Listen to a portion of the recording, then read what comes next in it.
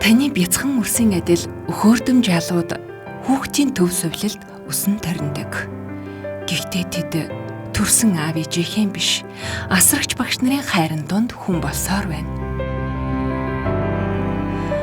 Олон төрлийн шалтгаанаар улсын асрамжинд ирдэг бяцхан хүүхдүүдийг 3 нас хүртэл нь эцэг эхийнх нь хайр халамжаас дутаалгүй асрагч багш нар нь хичээнгүйлэн асарч бойж болдог.